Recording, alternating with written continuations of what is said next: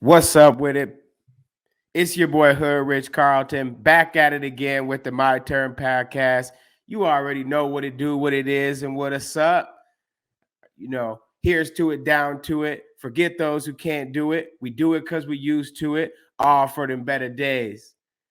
I got my boy, I got a special guest on today. A content creator, somebody that, has an intrinsic mind that a lot of people wish that they could have this kind of creativity. He's humble, he's open. And one thing I love about this dude is that he's not afraid to share what he's doing with other people to help them. See, a lot of times y'all be keeping good information to yourself because you don't want to give it to someone else and have them outshine you. This guy doesn't do that at all. And it's a big reason why I wanted to bring him on, because he's going to be able to tell me stuff about what I'm doing that I can improve on.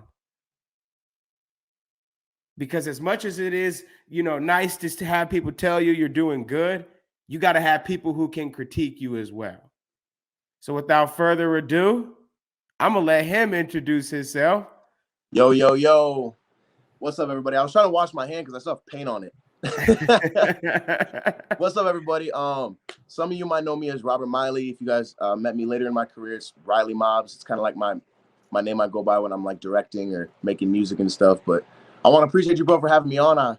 I seen you drop a couple episodes already, and I was like, knowing Alex, I already know it's got to be some comedy moments. It's gonna be some good conversation. So yeah, man, I'm happy to be here. Yeah, we're happy to have you too, man. We're happy to have, your intellect and your insight on just the digital space of creating, videos and, putting things out on the internet. I think I've watched a lot of your other podcasts and things that you've done, and it's impressive. So, I'm a actually start with some content of yours. Okay. So I'm gonna play this video and then we'll let you speak after. All right, sounds good, man. Okay, this one, yeah. So you know which one I'm talking about. Yeah. So this is for everyone who doesn't know. This is my business partner, Juan Gomez. He's we'll talk about him a little later, but he's like my partner in crime. Me and him founded the business Young Creative, so he helps me out with these skits anytime I need like an extra person and stuff. For sure. Sounds good. One of these days we got to get him on here too. Oh yeah, he's in the back room. I said if there's ever a little moment right here, well, I'll pull him in. Oh, got to do that. Do that. For sure, definitely. All right, let's run it. Hey, I'm looking to get a commercial for my business. I hear you do great work. Oh, thanks, man. I appreciate that. I'd love to help you out. What's your budget for the project? I'd say like maybe $500. I see. Well, $500 is a little too low for me. I usually charge $1,500 for a project like this. Is that something you think you can afford? There's no way I can afford that. Hey, man, I can respect that. May I ask what the goal of the commercial would be or what you're looking to accomplish? Well, I just need more business. I'm not getting enough customers. And would you say that's a big problem if you don't get it solved? Well, I'd say it's a big problem because if I can't get any customers, I can't stay in business. Well, to me, it sounds like it's going to cost you a lot more than $1,500 down the road. You're right. Well, I'm very good at what I do, and I feel really confident that we could solve all your problems. But I am running a business, and I simply can't sustain myself on $500. I understand that. So if you're willing to pay that price, we can get the ball rolling ASAP. All right. Sounds good. Let's do it.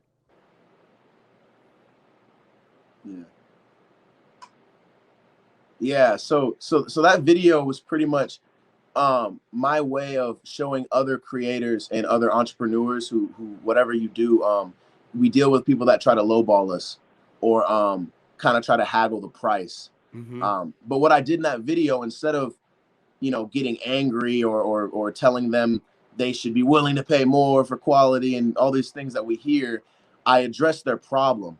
I asked them why they think they need the commercial. Oftentimes you'll find that they don't even realize they need or why they need it. They just know that other people in their industry have it.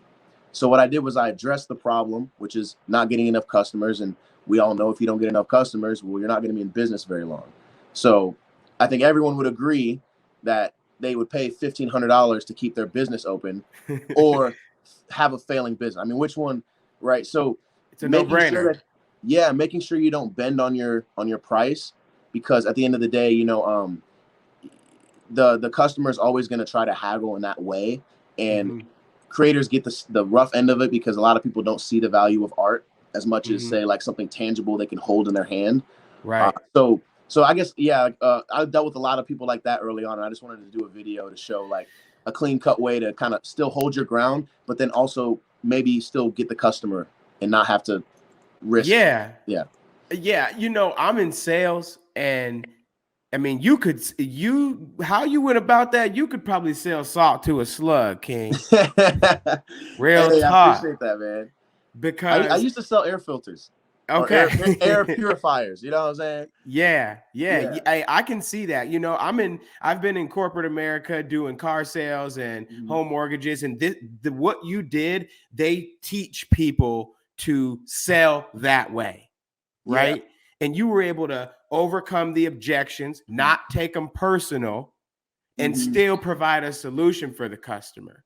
Yes. And it's like that theory, right? Like if someone walked into a jewelry store and, you know, that you really want them to buy that watch, and they start saying, oh, well, this other place over here has it for cheaper. And then the reaction is, oh, well, they don't clean their diamonds. Oh, but they don't do this. We're going to do better. What your reaction should be is, okay, well, if you would like to go over there and buy that, that'd be more than like, and it's so hard to do because a lot of people, they're like, hey, like I'm making no money at all, and you want me to turn down this. You want me to turn down 500 because they can't pay 1,000. It's like, you know, you got to think of it in the long run. You know, if you don't believe in yourself enough to say no to clients, then maybe you should really rethink this.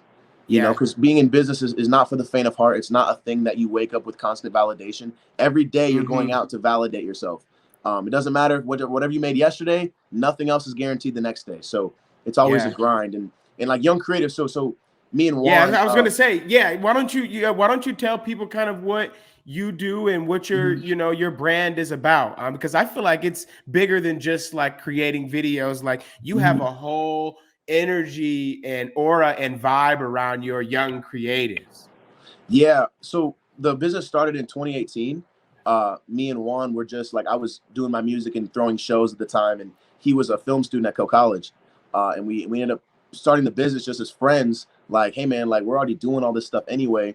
I feel like other people might need our services, because I didn't know anyone that could do music videos. I didn't know anyone that was throwing the type of parties that I wanted to see. So we did all that. We started, the first thing that launched the business was we threw a sand festival. It was like an all-day music festival called Sandfest.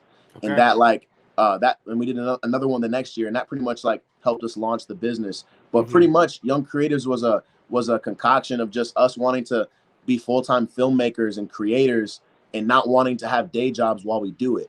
I realized after like 15 different jobs, 15 different industries that I worked, I was a job hopper. I realized that I maybe was just not meant to have a boss, or maybe I was just meant for something more in the entrepreneurial lane. So we decided to start the business. And hey, Juan, I'll have him come and say some words. But I think that's good. Our movies are like the biggest thing. If you're talking about like what Young Creatives like thrives off of, it's the movies. We have a couple movies that are actually coming out in 2022. It's a huge year for us. But that's like everything stems from that. Us as filmmakers. But this is Juan Gomez, ladies and gentlemen. Juanito, welcome. How's it going, everybody? Yeah. How you doing, man? Yeah, it's going really good. You know, I'm glad to have you on. I just played the video of you guys speaking through, the cost of you guys doing some work for people and how, you guys can get lowball, which I feel like is common. But, he was mentioning you guys left your day jobs to do this fully. I mean, honestly, talk me through how you decided that you're going to leave this place where you're making for sure money to go do something where you're probably not going to make a lot of money right away. Yeah. So I was different in the sense that, like, as soon as I graduated, Robert and I decided to start Young Creatives. But like, I found myself with like this degree, this like Coe College film studies and theater minor degree. And I was like, okay, like now time to make money with this $60,000 piece of paper that I paid for. Right? Like, okay, what am I going to do? I didn't have many options.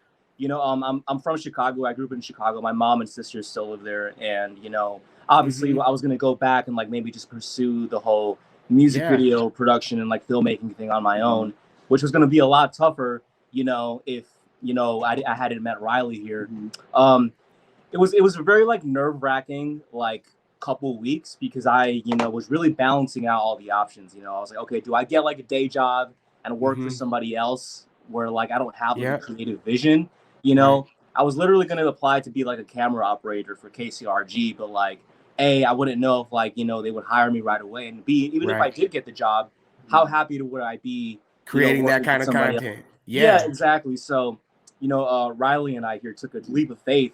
And kind of just like started this company on ourselves, you know, with like no help from anybody. It was mainly just like the sweat off our own backs and like literally all of our resources, pulling every string that we could. You know, we were like literally octopuses, you know, pulling everything that we could to like move into our first house at the end of the summer and just like go from there. Yeah, it was definitely a journey because you're talking about, you know, doing something that in Iowa you don't see anyone doing it. I didn't have any blueprint. I didn't have any blueprint. I couldn't look at anyone and be like, oh, well, they did it this way. Let's do it that way. But no, it was literally like young creatives. I guess it'll work. It has to work. Like that was our method. Like it has to work because if it doesn't, that means he goes back home and I go back to just doing music shows and throwing hip hop events. And I wasn't with that, you know? Yeah, I totally agree. And being in that position where your back is against the wall, I think is what makes your brand what it is. Yeah, I talk about that all the time with people. People always ask me, you know, people I grew up with and just, you know, even with Juan, like people back home, he even has family members that hit him up sometimes and ask him, like, you know, like how'd you do it? Like, what do I need to do to be like what you're doing and like, or be in your position? And I'm like, well, you know, at the end of the day, we did something that's like the scariest thing to do. We literally put all of our chips in this basket. We didn't have one chip outside of the basket, you know? I mean, other than us being able to go back to our mom's places if it didn't work, that was like the only chip that we had in the basket. But if you only put half your chips in, you can't calculate for how hard you're going to work when it has to work. You could really, really, really want it to work. You could need it to work, whatever. But like, if you don't put it in a situation where you're like, no, I'm either going to fail miserably or I'm going to succeed tremendously. It's that black and white sometimes. And a lot of people, they'll tell themselves that they're committing to something and that they're doing something, but secretly they know they're leaving some in the tank. They know that there's some risk they're not taking. There's some sacrifices that still need to be made, whether it's going to the bar, leaving toxic friendships that are costing you money, time, and energy, or maybe just reading more and being on social media less. Like there's things you can do to better yourself. And a lot of times people only want to pick one or two of those things. They don't want to do all of them. To jump onto that, there was like some of my classmates that I went to school with, you know, who years after graduating still like aren't really doing stuff that's like in the film field. Like they're kind of just like working like regular 9-to-5s, and like they're kind of like just like in this like endless circle of like, oh, like when will I get that big opportunity? When will I get that job and stuff like that? And I mean, it's tough because like there is no one path to success. It's kind of, especially like nowadays with like social media and everything, you could find, you know, yourself being like influencer just because somebody reposts something on Instagram or whatever, right? The key is to just like, A, you have to try something. It doesn't matter what it is, just like try something. And then I feel like B, you have to like be able to find your own voice, because we live in like a digital age where like everybody's copying each other and there's like no new ideas anymore. So like the most important thing that you could do is like find your authentic voice. You know, that's what's going to make you stand out from the crowd, you know? And I feel like that's what's like most important when it comes to like finding that first step on like making anything you want to do, whether you want to be a singer, a photographer, or a filmmer, open up your own business, car salesman, anything. Even if you're working for someone else, these things still apply. It's not always just the entrepreneur field. That was a good point that I was going to make, because, you know, I see so many people that like are saying, I'm going to quit my day job and go start a business, but they don't have a plan. They don't really believe their business is going to work. And, you know, it's really just a recipe for disaster. And with us, that was something we feared, which is why we started out. Like, I think the reason why Young Creatives has blossomed the way it has is because we literally do almost anything we're capable of doing. Like any minor skill or major skill that we have, we've capitalized off in some way. You know, like something that's not at the forefront of our business is like drawing. We don't really get paid too much to like draw designs for people and stuff, but we knew we had that talent, so we ended up designing clothes and we launched a clothing line. You know, all these ideas were birthed in a way where we were like, dude, we're not making enough money. We're not going to make enough money solely doing music videos. because there's not enough rappers who invest in their careers out here. We're not really in the wedding scene. You know, we don't look like stereotypical wedding videographers. We didn't have a website. You know, we didn't have a location, a storefront. People usually like to walk into places like that. You know, we didn't have all these things. So we were like, bro, we have to do everything. You know, we've done everything from food commercials. You know, we went out to England. We even helped sustain ourselves in England by like walking to random pubs, asking to like shoot commercials for them. You know, like that's how hungry you have to be. You know, we're in England to shoot a movie for ourselves, but we're still like, nah, bro, let's make $300, $400 right now in this bar. Yeah. And, you know what I'm saying? So everything from music videos to commercials for restaurants, photo shoots, senior photos. We've done even a commercial for Genesis Hospital in Davenport. It's just all these things. You know, and some people like to do niche, like, you know, pick a niche, stick with it. But, you know, because it's comfortable. It's comfortable for them to do something they know. It's hard to be uncomfortable and still have the confidence to go do like what you're doing, for sure. Yeah, maybe in a bigger city, we could have done that. Maybe if we were in Chicago right now or LA, we could be like, oh, just music videos. Oh, just weddings. But it's like, I was not in the entertainment market by any means. It literally doesn't even, if you type in top 100 entertainment markets in the US, it's not even up there. It's like, no city in Iowa was in the top 100 cities. It's like, it's not even close. So you're talking about pursuing literally the Hollywood dream in the place where the Hollywood dream flies over every single day. Yeah, and adding on to like making money off of like your craft, like no matter what your craft is, because it's like, you hear the stereotypical scenario where it's like you have two parents and their child who wants to be like a painter or artist, right? It's like, okay, mom, I want to be an artist when I grow up, and it's like the dad tells them, okay, but how do you want to make money? Or like, okay, yes, but you need to like follow like a real career. You know what I mean? I 100% hate that mentality. I feel like as long as you follow your passion and like you are good at it, like the money's gonna come later, right? The important thing is that like you are passionate and like you love what you do, because like if you keep that formula, like whatever you do is gonna be good. You know what I mean? Like I didn't necessarily need to go to film school. I mean, college isn't really a film school; it's just college. You know what I mean? But I mostly just did it as like a safety net. You know, I mean, I'm not going to denounce it, obviously, because it got me the opportunity to go to England for the first time and study out there. And, you know, we went out there as a company together to make a vampire film, which probably wouldn't have happened if I never went to college. But, like, you know, it goes back to what I was saying. There's no one-way path for everything. You know, and you're not... even if you follow all the rules to like how to get to some place, it doesn't mean you're going to get there right away. Exactly. Hell, somebody might get there before you who didn't go to school. You know what I mean? It's just about... You're only guaranteed the opportunity, not the outcome. Yeah, exactly. Yep. Exactly. And you got to go create those opportunities for yourself. And, you know, I'm hearing you guys talk, and I hear you talking about all the work that it puts in. And being a consumer on this side, right, we only see the finished product. We don't see that you had to wake up at 3 a.m. probably to shoot this same scene all day and then still get it wrong, right? Yeah, we have many stories of struggle, just literally getting it out of the mud, man. Like we're like a definition of that. Like, I mean, if you want to I'll just run down some real quick so that people can know that success is not pretty in the beginning. Okay, we didn't even have a phone the first year of the business. I was using Facebook Messenger. I could not call clients. He didn't have a phone at all. Right. So like the first year of the business, right, we built this name of young creatives with no phone. Right. We had one car, like we had like a whole bunch of beater cars throughout the beginning of our business. Like that's it. Like it was not glamorous by any means. But the one thing that I can say, because we talked about different paths, but the one thing that needs to be there no matter what is consistency. And the only reason, and I will say this, like we're very talented. I will say that, like, obviously, like we're talented. People tell us like, but we don't let that define us. Like we're like, okay, but in my mind, I need to be better. So how we get there is consistency, which is why you see, you know, the videos like what you played in the beginning. I posted those videos. You know, that's so separate from what everything else I want to do. You know, like that's like a comedic skit, but I'm a musician. He's a filmmaker, producer. You know, we're doing so many things, and there's consistency in that. There's micro content there. There's ways that people can support you without it being buying a music video, buying a wedding video, buying a t-shirt. They can be giving you likes and shares, which then leads to someone else buying something or investing in or you. Seeing your content or getting your name out there. You know, I've been doing a lot of research, and I know you probably know about this, but like I've been noticing that if you comment on people's stuff and you like it, then you'll start seeing their stuff, and Yep. they'll most likely start seeing your stuff, right? Oh yeah.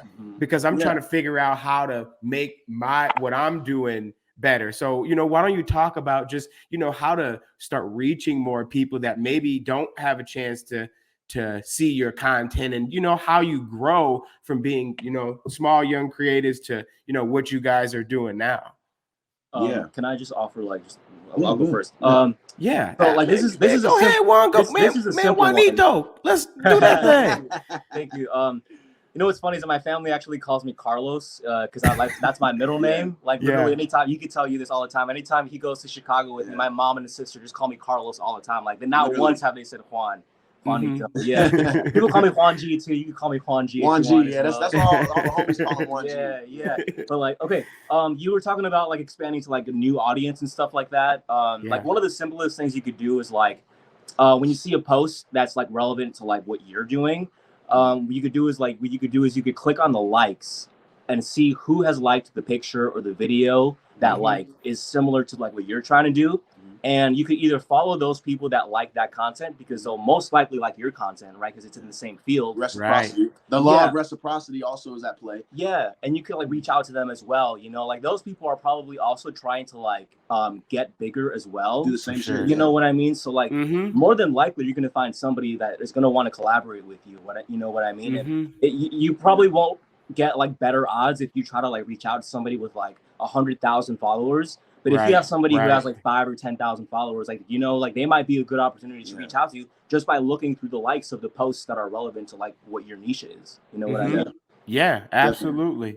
Yeah, and there's always content to be had, because that's something I'm big on right now. We're arranging a tour where we're literally gonna just be on podcasts, similar to this format, and that's what we're investing our money in because we understand the value of the digital currency that will provide. Yeah, for people sure. just don't think like that. So I would advise anyone who's wanting to break into a new audience, first, kind of forget how you think you should do it and research what works for you because it's not going to be the same. What Juan's saying is he's finding people that are similar to him or at least could be either a consumer or a collaborator with him. And he's engaging with their stuff genuinely.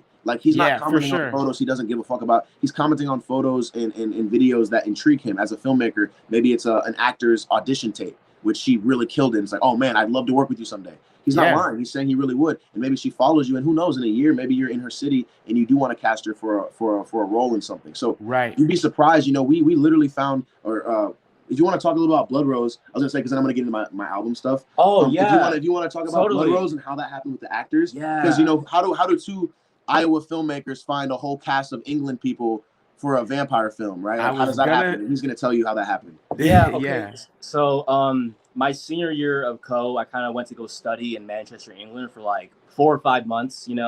I noticed that there was a huge art scene out there, right? There was musicians, actors, business people. It was just a very bustling city, right? Manchester's huge for just a lot of go-getters, right? It was very much like America in that sense. Yeah. So when we decided to go out there in 2019 to start the vampire film, I started reaching out to Facebook groups Manchester Casting Social, and I just said, hey, I'm an American filmmaker, keyword American, because they love Americans out there, right? Every actor out there is trying to make it in America. So I definitely use that towards our advantage. For sure, you have to. And people out there were just so hungry. I was just so impressed. Within the first post I made, I got 24 comments, wow, a lot of likes, and I just researched all those people, messaged everybody, and from there, I narrowed it down from 40 or 50 people to a good 15 people to a good 9, 10 who were the final cast members of the film. And what I can say is that it wasn't easy. You definitely had actors that dropped out or said that it wasn't in their time because we weren't paying the actors 100% because we were already paying for the flights. We were already paying for the Airbnb, for the transportation, for the food. Yeah. You're looking at $3,000 or $4,000 just on getting there and starting to make the film. Yeah. Not even accounting for costumes and props and stuff like that. So we were hey, we can't really pay you guys, but you're gonna get a lot of experience through this, and we will do 100% what we can to accommodate you no matter what. Just because we believe in ourselves and people sense that. I was gonna say, yeah, for sure, they do. That's why it's really important to like find your voice, because like I feel like people sense that like we had that voice and somebody just needed to give us a chance. And the beautiful thing with movie awesome. making is you can literally like sell the film later and then bust down the royalties that way. Yeah, So- yeah. So we plan on pitching these films that were coming out as well. So like there's always that also. So yeah, and we definitely do plan to do that with like the current cast and stuff, because we're going out there again, just to do like a marketing run, hopefully in the fall. Yeah. But yeah, That's exciting. Manchester is a great Sounds spot awesome.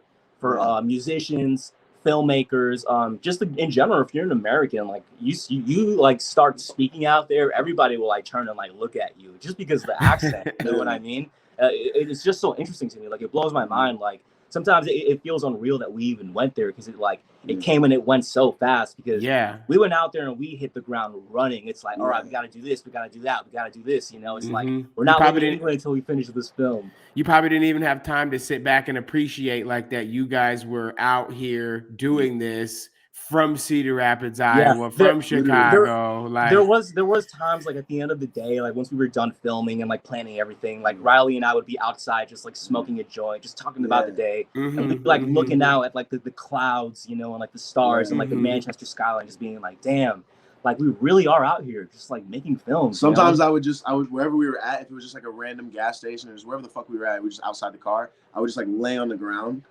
and just breathe. You know what I'm saying? Like don't think about who's texting me. Don't think about don't even think about the fact that I'm in England. Just think about like I'm alive in a place where I probably would have never been if I wouldn't have followed my dreams. If I wouldn't have, picked it up and looked in the mirror and said, I gotta do better and I gotta be more. And that's the hardest thing to do, is to look in the mirror and be like, look, at this rate, I'm not going to end up where I want to end up. What needs to change? And then holding yourself accountable, and it's the hardest thing to do, is because who's going to hold yourself accountable more than you? No one. So if yourself can't hold yourself accountable, shit, you're going to be pretty fucked in life if you are getting in a situation where you need discipline, or you need to cut back maybe your budget to be able to afford something later. We don't buy Jordans and Gucci belts and shit. Like every now and then we buy a little something for ourselves, but it's usually something that still helps the business. Like I'm an artist, so I need a nice wardrobe, so I buy some new clothes every now and then. Or they'll buy like a new desk or a new piece of equipment for our filming and stuff. But at the end of the day, it's like all these things are investments back into the business. So we're very cautious of that too. So yeah, man, a lot of sacrifices. There's a lot of stuff we can talk about, but there's a lot of sacrifice. Just to show like how he found all those actors just based off understanding how powerful social media is, and understanding that there's other people looking at this same app for opportunities. You're not the only one. Like if you have an idea, odds are it's an idea that someo's already had. And just like end off on that note. We're talking about the film. Okay, I'll probably just tell you like as a little synopsis about the film real quick before I like finish off on this. So Blood Rose Autumn is it's a dark comedy drama about this girl who is a half vampire who needs to take a life in order to like finish her conversion, to become one of the undead, right? She really has no option, because in this universe, like you can kill the vampire that like bit you and you could return back to normal. The problem is she doesn't know who bit her, because she was assaulted one night, and it's just like, okay, you're pretty much just stuck being a vampire. So you can either like fight against the waters or just like walk on the path you're already on. And there's a lot of drama mixed into it. Riley plays like a great vampire in it. Man, I played a savage. I played the one who wants to like he ain't playing with none of the humans. Fuck all of them. And I had a thick ass Manchester accent too, so I had to work on my accent for the film. It was really fun. And it's cool. You were so in the movie. It's so great, because like you see like the grit in the film, because there's a lot of struggle and like deep tones in the film. And I feel like some of that was actually kind of like our own struggle as well, like for being American filmmakers being out there and just like working off of like a shoestring budget, but like working off of like the passion and like our ideas and like our hearts, I kind of just want to like end off like saying like a word of advice, like to anybody that's like pursuing anything, like it's not going to be easy. You know what I mean? Like a lot of the times, like you think that you can do it, like you have a plan in your head of like how it ideally work out, but like you will run into that like exhaustion, like you will reach a limit, like a physical limit where it's like, okay, I can't physically do any more in this day to reach my goal. And once you get to that point, that like mental, like physical limit, just know that like the fact that you're even here, the fact that you even did anything already separates you from the rest. Like a lot of the times I like to think that the struggles you face in the present moment are going to pay off in the end, you know? Yeah, so just, it's sure. all about your mentality. Just like keep that positive mindset, and then like, you'll be okay. Like, don't beat yourself up too hard. Like, no matter how passionate you are about the project, it'll work out in the end. Like the fact that you're doing it is 100%, like you're doing better than everybody else who's just talking and wishing and saying that they could do these things. You know what I mean? The world's already hard enough on creatives. You don't need to be hard on yourself. The world's already hard on us. We ain't gotta. So hey man, thank you so much for having me on this podcast. Like you're a great interviewer, and I hope to see you soon, and I'll definitely give it a share. I appreciate it, you know, and I'm going to be tuning into you guys' content a lot more. You know, all it's doing is just creating stronger bonds for me to do all I can to help you guys. So Juanito, you're the man. Definitely, man. I appreciate it. Oh yeah, man. Peace out. Thanks for having me. Man. So that's young creatives right there, man. A lot of people think it's more people. I've had people come up to the bar and be like, "Yo, I met the other member of your group," and I was like, "Oh, Juan?" He was like, "No," and I was like, "I don't know who the hell you met. That's the only. It's me and him, man." But yeah, man.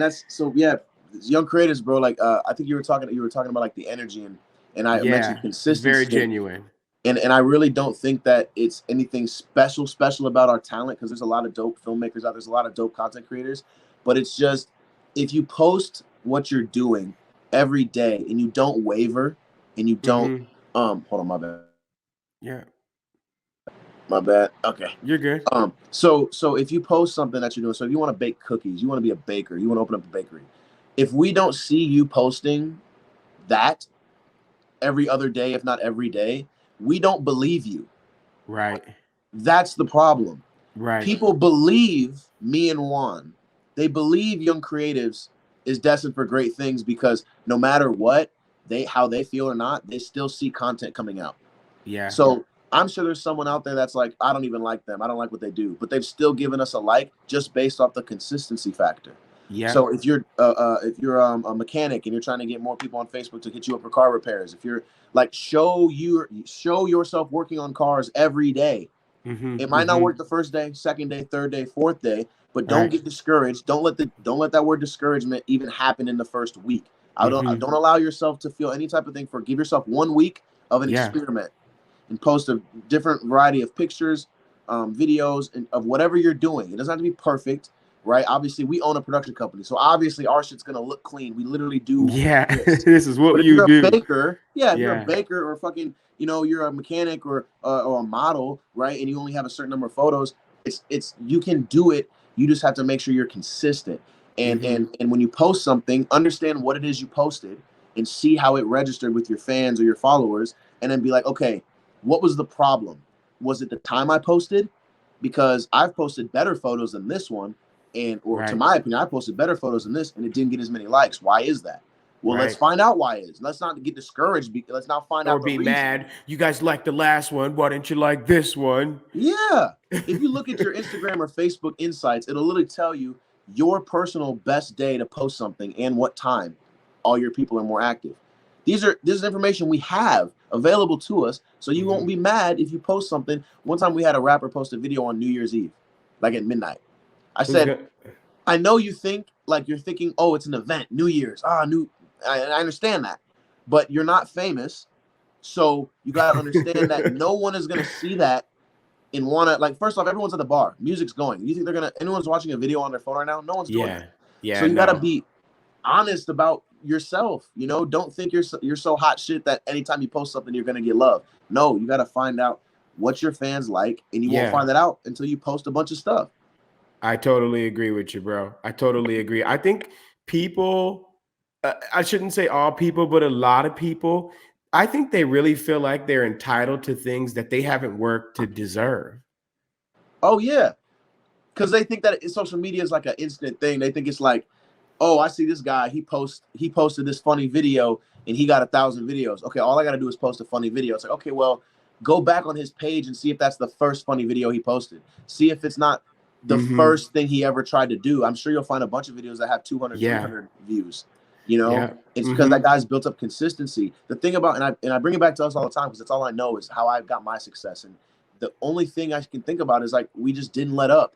If we got Right. 3 likes on something, we posted something else the next day. And there's so Yeah. many people who didn't support us in the beginning, but they support us now because, you know, people will get a different job every 6 months. They'll be, but like, they're like, damn, 4 years, Yeah. 5 years, you guys are still doing young creators. Like, yeah, bro, because this is our life. And they're either gonna support you eventually, or they're gonna just unfriend you and not want to. Either way, it's good for you because you Yeah. get rid of someone who doesn't like you. And Exactly. then you get a supporter, but you'll never know if you only post once a week. You're not gonna know because people are gonna be so wishy-washy. You're not gonna have any true data to go off of because it's not consistent. So I would just say, man, you got to be consistent with this shit, especially barbers too. Like, you cut hair every day, you should be posting every day. I know barbers that their Instagram be dry for a whole month. Like, what are you doing, bro? Like, what are you doing? Yeah. No, you're so right. You're so right. I mean, speaking of the hats that you wear, you know, you do music as well, correct? Yes. I took a break for the longest time because you know, we starting the business and stuff, and I wanted to put all my energy into that because if that shit failed, I didn't want my music to be the reason because I was focusing over there. So, but yeah, man, I haven't dropped any music since 2017 on SoundCloud, and I was a whole different person. You know what I'm saying? Like, I was way different. Yeah, man, way different. So, I have a song coming out. Actually, it's out now. By the time this podcast comes out, it's out now, everybody. So go stream it.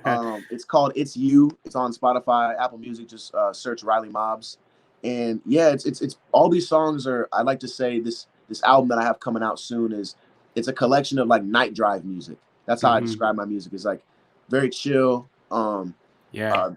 introspective in some ways, melodic. I do a lot more singing on this project. And I'm just excited, man, because I haven't dropped music in 4 or 5 years, but I've been working on music nonstop every day that entire. I never took a break from it. I just didn't put myself in the forefront.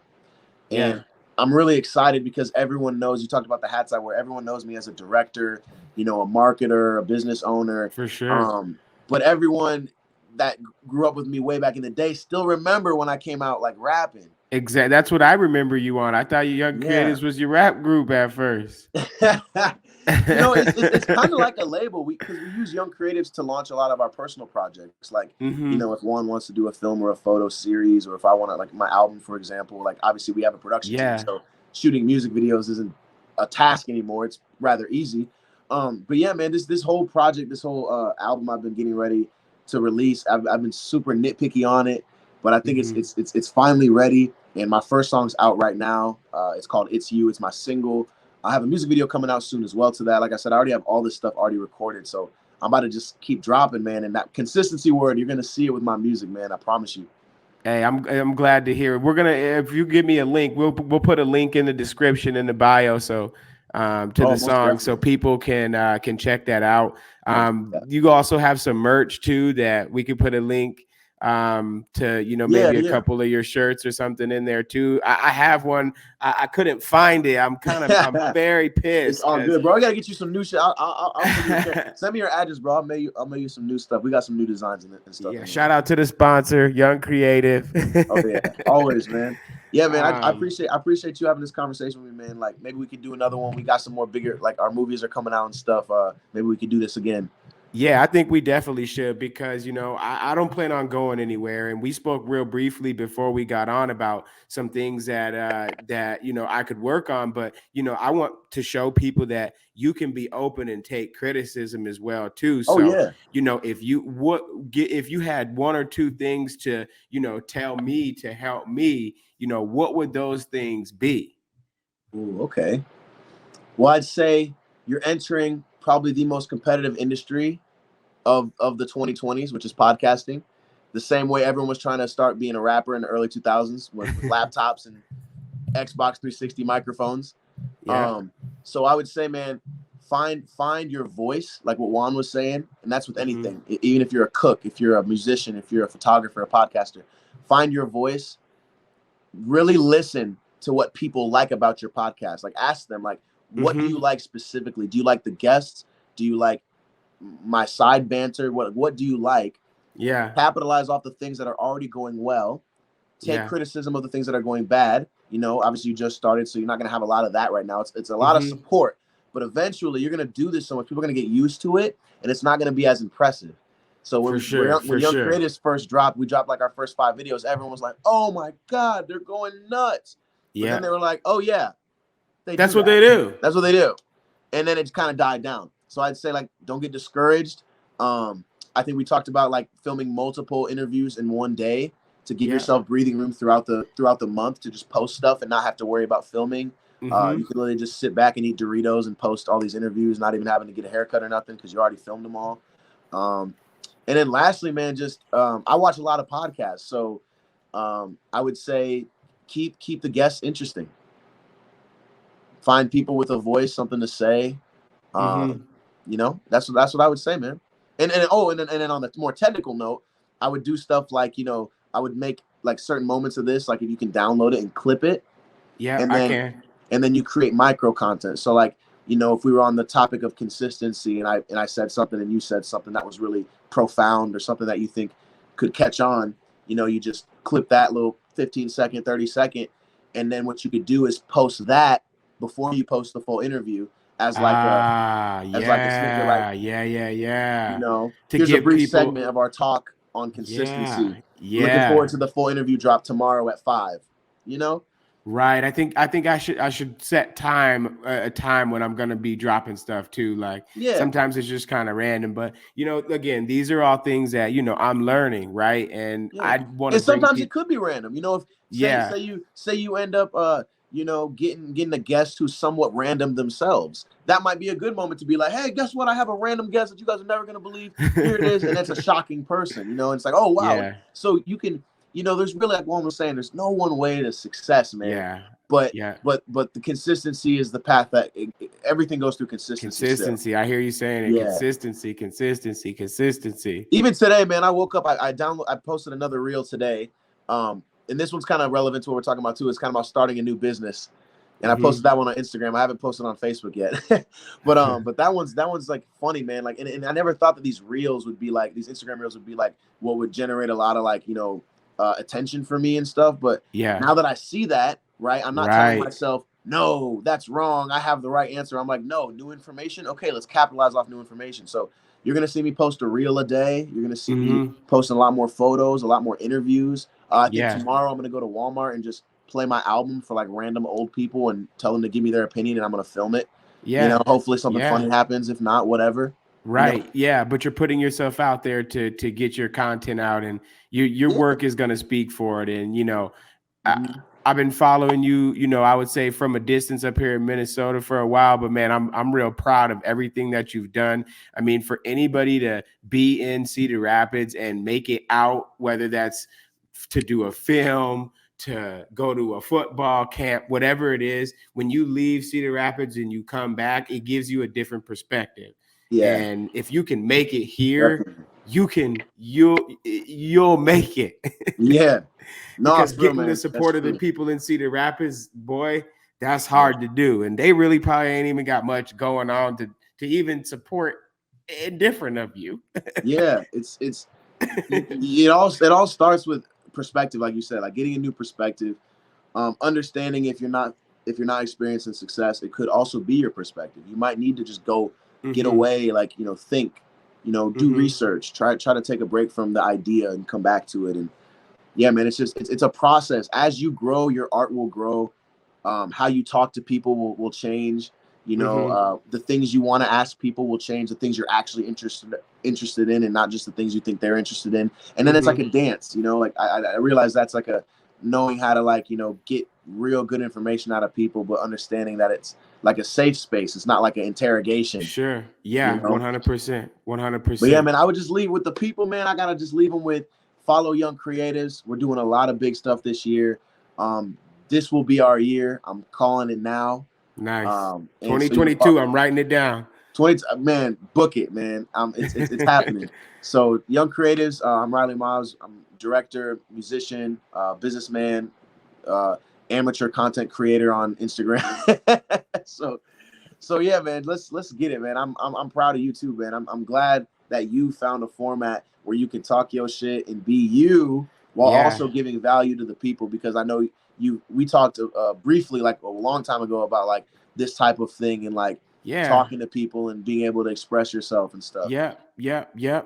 That it was in that talk that really, you know, got me going and started to say, hey, I can go do something like what he's doing. You know, I can get a microphone and, you know, I can get a laptop and start just putting stuff out. Cause that's what you told me. You said, man, you got all these ideas in your head, but the hardest step is the first one.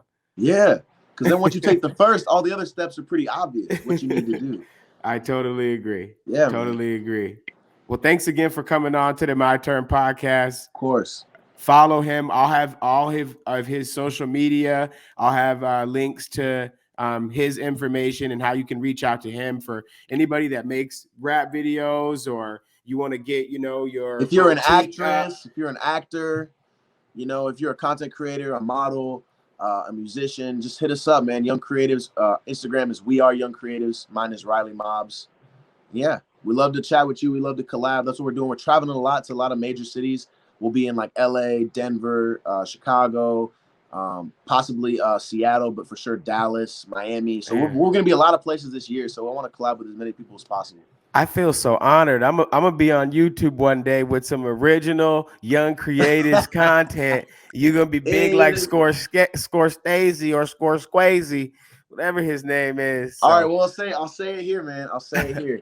This will be the drop. You can use this drop when I'm famous.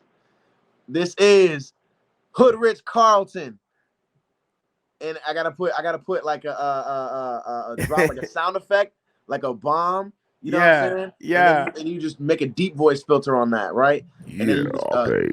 There you go. Yeah, exactly. Just like that. Just like that. That's how we do it, man.